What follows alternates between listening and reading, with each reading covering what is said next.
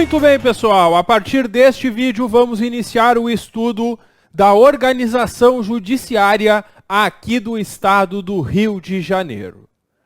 E se você nunca colocou o pé dentro de um tribunal, nunca foi em nenhum órgão judiciário, não tem problema nenhum.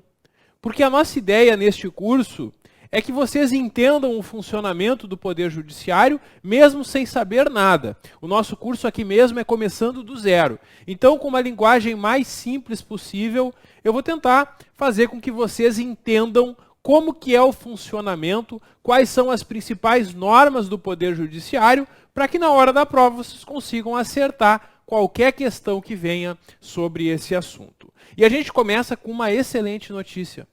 O Código de Organização Judiciária aqui do estado do Rio de Janeiro, ele é muito menor do que de outros estados. Tem estados que esta lei tem 200, 300, 400 artigos. O Código aqui do Rio de Janeiro, ele não chega nem a 100 artigos. Então ele é bem menor do que outros códigos. E também ele está bem atualizado. É uma lei de 2015. Então a gente vai conseguir estudar realmente só o que é aplicado na prática, da forma que deve aparecer na nossa prova. Bom, chega de conversa, vamos ao trabalho. A gente tem no edital do concurso a Lei 6956 de 2015, que é a lei que dispõe sobre a organização e divisão judiciária. Essa norma traz as regras de funcionamento de todo o Poder Judiciário do Rio de Janeiro. Tanto no que se refere ao funcionamento do tribunal, que tem sede na capital, no município do Rio de Janeiro, como também em todas as comarcas, tanto a comarca da capital, como as comarcas espalhadas no interior do estado do Rio de Janeiro. E nós vamos ver então as regras de funcionamento, as principais regras de funcionamento então do Poder Judiciário. O artigo 1º simplesmente apresenta esta lei, dizendo que ela dispõe sobre organização e divisão judiciárias no estado do Rio de Janeiro. Aqui nada de novo, e ela prevê que é proibida a extinção ou desinstalação quando se trata de vara única. Nada também muito relevante para fins de prova. A banca até pode copiar essa frase por ser uma frase curta na prova. E aqui é uma simples decoreba. A lei prevê que não pode nem extinguir, nem desinstalar locais onde tem vara única. Mas acho que não deve ser isso explorado em prova. O artigo 2º prevê que o Poder Judiciário do Estado do Rio de Janeiro exerce com independência a função jurisdicional. Claro, ele atua de forma independente e ele tem garantia de autonomia administrativa e financeira, observando todas as regras sobre o Poder Judiciário previstas na Constituição da República, que é a Constituição Federal, e também na Constituição do Estado do Rio de Janeiro, que tem um capítulo que trata sobre o Poder Judiciário. E também em todas as leis, como essa que a gente vai estudar. Todas as decisões judiciais e administrativas tomadas pelos órgãos do Poder Judiciário devem ser motivadas. Isso é muito importante. Sempre que uma decisão é tomada no Poder Judiciário, seja ao julgar um processo, que seria uma decisão judicial, seja uma decisão administrativa, questões de administração interna e organização interna, sempre vai se indicar um motivo. Por que a decisão foi tomada? O motivo pelo qual a decisão foi tomada. E os julgamentos também, em regra, são públicos, salvo casos previstos na Constituição. A Constituição Federal admite, por exemplo, que em alguns casos, quando a intimidade ou interesse público exigir, pode ser restrita a publicidade, pode ter um processo tramitando em alguma etapa em sigilo. Mas, em regra, os processos são públicos. Mas é muito importante essa questão das decisões serem motivadas. E olha só, tanto as decisões judiciais como as administrativas. A banca pode tentar te enganar formulando o seguinte entendimento na prova. As decisões judiciais devem ser motivadas e as administrativas não precisa. E aí estaria errado, porque tanto as judiciais como as administrativas devem ser motivadas. Deve ser indicado o motivo pelo qual foi tomada aquela decisão. Pessoal, e às vezes a questão de prova ela é bem fácil. Às vezes a questão de prova só quer que tu saiba quais são os órgãos que integram o Poder Judiciário.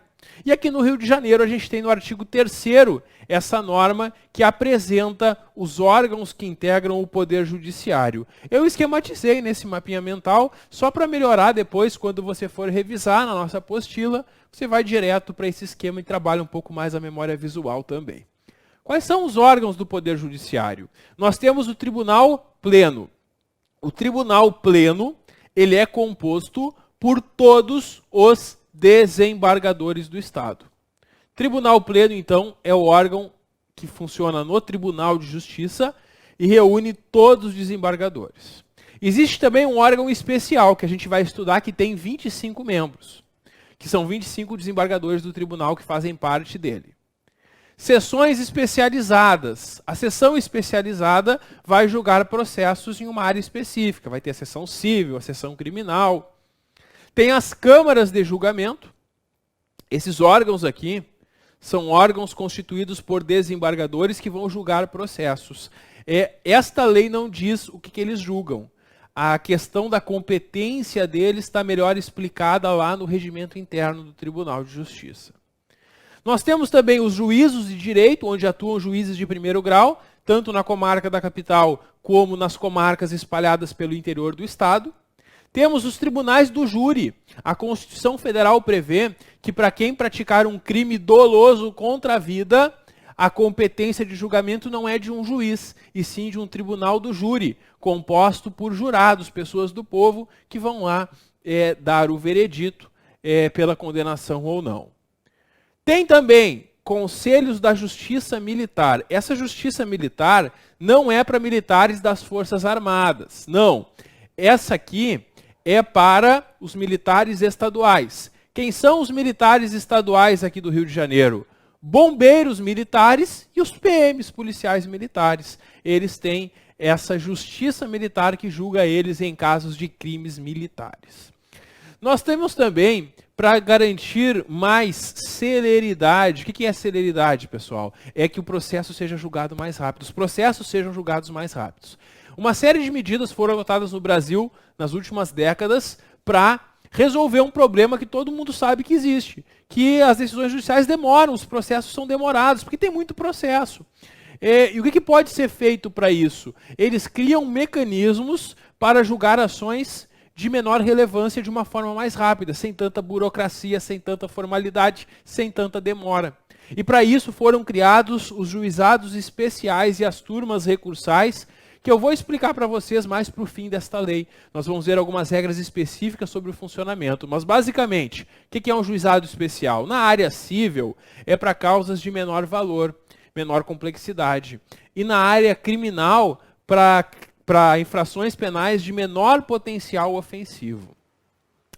Temos também os juizados da violência doméstica e familiar contra a mulher. A Lei Maria da Penha, em 2006, quando foi editada, ela previu que os órgãos judiciários deveriam criar órgãos especializados em julgar os processos envolvendo violência contra a mulher. Inclusive, a Lei Maria da Penha diz que esse juizado acumula competências cíveis e criminais, tudo perante o mesmo juizado, dando um atendimento mais rápido e mais eficiente para a mulher vítima de violência doméstica ou familiar. Então, esse é o juizado digamos assim, da Maria da Penha, né? Porque é um juizado para combater justamente aquela violência que a Lei Maria da Penha veio defender. E também juizados do torcedor e grandes eventos. Rio de Janeiro, como você sabe, eu não preciso nem falar para vocês, é um dos lugares no país onde nós temos os maiores eventos e, portanto, deve-se ter todo esse cuidado. Por isso tem o juizado para garantir os direitos dos torcedores e de quem participa de grandes eventos.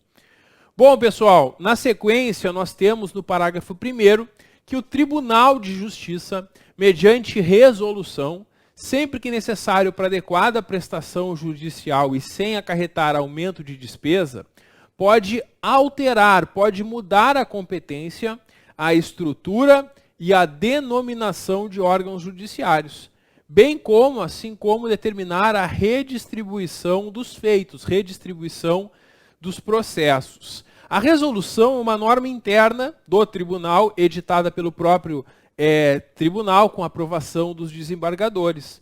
E aí, sempre que não envolver aumento de despesa, e esse é um detalhe importante, sempre que não envolve aumento de despesa, uma própria resolução dos desembargadores pode alterar o funcionamento do Poder Judiciário no Estado. No entanto, sempre que essa mudança vá acarretar um aumento de despesa, não pode ser feito por resolução. Aí precisa do quê? Precisa de uma lei. Aí vai ser encaminhado um projeto de lei para a Assembleia Legislativa do Estado do Rio de Janeiro, e somente se os deputados estaduais aprovarem que aí vai ser criada esse aumento de despesa. Bom, o parágrafo 2º manteve as competências dos órgãos julgadores, porque essa lei foi feita em 2015, e aí quando ela foi feita, ela manteve as competências que já existiam, que estão previstas também em outras leis. Esse parágrafo 2º, então, não é muito relevante para fins de prova. O parágrafo 3º traz uma regra transitória, e vejam só, essa norma é de 2015. Aí, quando ela foi feita, dizia que no prazo de 120 dias, teria que o órgão especial, que é um dos órgãos do tribunal, consolidar, colocar em prática essas alterações realizadas e colocar todas no mesmo material.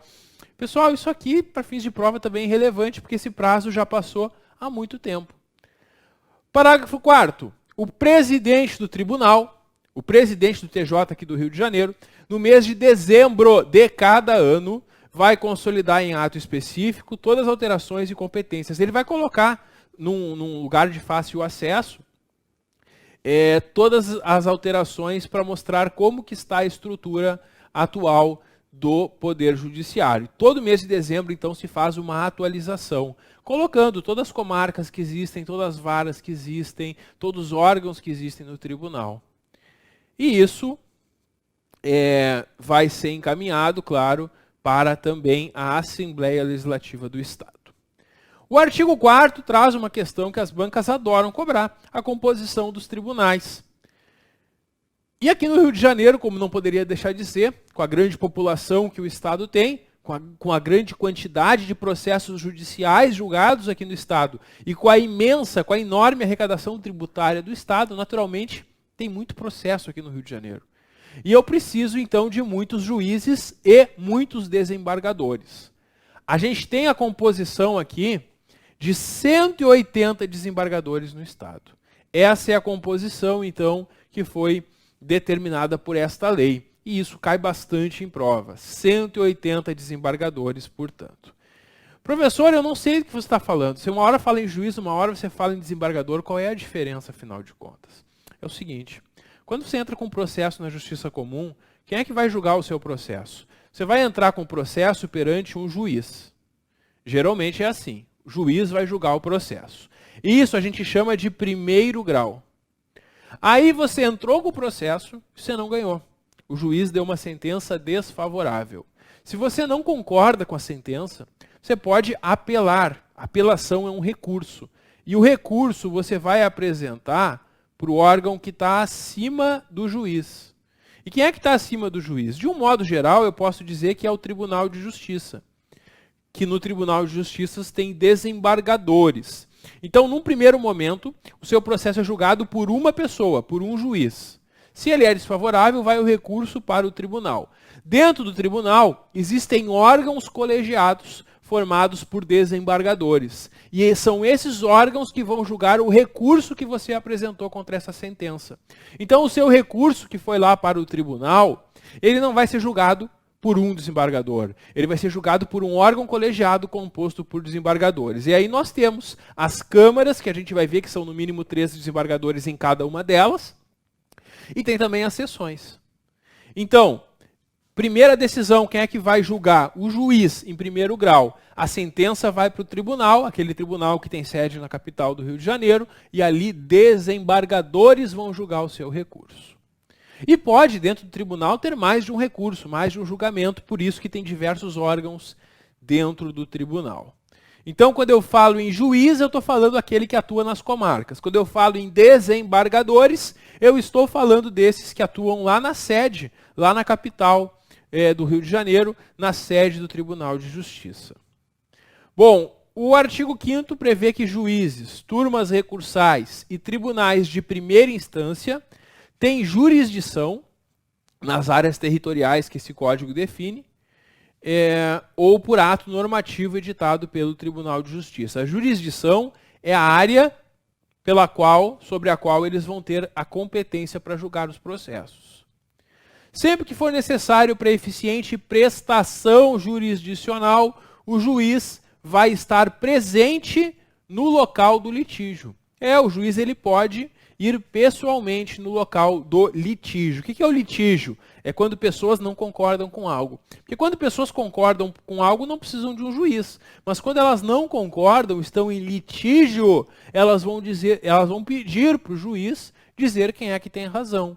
E o juiz pode ir no local do litígio sempre que achar necessário. Ele pode fazer uma inspeção judicial e ir pessoalmente. O Tribunal de Justiça também vai manter a justiça itinerante, incumbida de prestações jurisdicionais a serem definidas por ato normativo do Tribunal de Justiça. A justiça itinerante é levar serviços do tribunal para o interior do Estado, para que não tenham sempre que as pessoas ir até a capital do Estado, Rio de Janeiro, quando precisam do tribunal. Isso que é a justiça itinerante que o TJ vai definir como vai funcionar. Bom, avançamos agora para o capítulo 2, falar um pouquinho sobre os magistrados. Nós temos os cargos de desembargador. O desembargador é aquele que atua na sede do tribunal, na capital do Rio de Janeiro, e são 180 desembargadores no estado. Nós temos os juízes de direito e o juiz substituto. Todos esses cargos são providos por ato do presidente do tribunal ou do governador do estado, na forma prevista na Constituição Federal e na Constituição Estadual. É que os desembargadores, a maior parte deles, são juízes de carreira. São juízes de carreira que fizeram um concurso, ingressaram como juiz substituto, foram promovidos a juiz de entrância comum, foram promovidos a juiz de entrância especial e depois foram promovidos para desembargador. A carreira do magistrado aqui no Rio de Janeiro, ela funciona assim. Passou no concurso, ingressa como substituto, depois passa para a entrância comum, depois entrância especial e pode chegar a desembargador. Esse é o caminho normal para os desembargadores que são juízes de carreira. Mas nem todos os desembargadores são assim, porque a Constituição Federal prevê que um quinto dos desembargadores não são juízes de carreira. São advogados e promotores que são indicados pelo Ministério Público ou pela OAB para a função. Aí, esses órgãos vão indicar uma lista sêxtupla, uma lista com 6 nomes. O Tribunal do Rio de Janeiro vai receber os 6 nomes e vai ficar com 3. Desses 3 escolhidos pelo Tribunal do Rio de Janeiro, um vai ser escolhido pelo governador para se tornar desembargador. Então, o órgão ele vai indicar 6 nomes, o tribunal vai reduzir os 6 para 3, e essa lista tríplice, essa lista com 3 nomes, vai lá para a mesa do governador do estado. E o governador escolhe um deles para ser, então, desembargador. É assim que são escolhidos os desembargadores do chamado quinto constitucional, aqueles que não são juízes de carreira. Bom, mas para os que são de carreira, fez o concurso em primeira instância, nós temos, então, os juízes substitutos de entrância comum e de entrância especial. Quando ele é promovido a desembargador, ele vai para a segunda instância. A primeira instância, então, tem juízes. Na segunda instância, tem desembargadores. Bom, e aí nós temos aqui algumas regrinhas que eu coloquei num quadrinho para ficar melhor da gente estudar. Nós temos aqui o seguinte. São juízes substitutos. Eles vão ter exercício pleno nas regiões judiciárias, pelo interior do estado, e vão dar funções de auxílio para os juízes que estão na comarca da capital. Aí as entrâncias podem ser classificadas em entrância comum e entrância especial. E como é que eu classifico, professor? Como é que eu classifico uma entrância em entrância comum ou entrância especial? Isso é determinado com base na quantidade de processos, com base na receita tributária, e aí eles vão ver para os municípios menores, intermediários, nós temos entrância comum. Para os maiores municípios do estado, nós temos entrância especial. E aí, o juiz, quando ele passa de substituto para juiz de entrância comum, ele passa a ser titular numa vara ou num juizado em uma dessas comarcas do interior do estado que são de entrância comum. E também podem ser titulares dos cargos de juízes regionais. E quando eles são promovidos para a entrância especial, eles vão para os grandes municípios, para os maiores municípios, ser titulares de varas, então, nessas comarcas de entrância especial.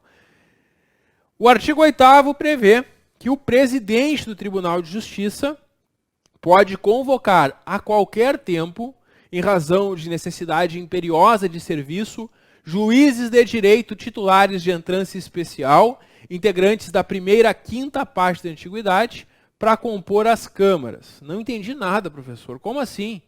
O presidente do tribunal convoca juízes? Espera aí. Eu entendi. Vamos ver se eu entendi, professor. Eu entendi o seguinte. Nós temos o juiz, que atua em primeiro grau, temos o juiz em primeiro grau, e acima deles temos o tribunal. E aí, o professor falou que no tribunal tem 180 desembargadores.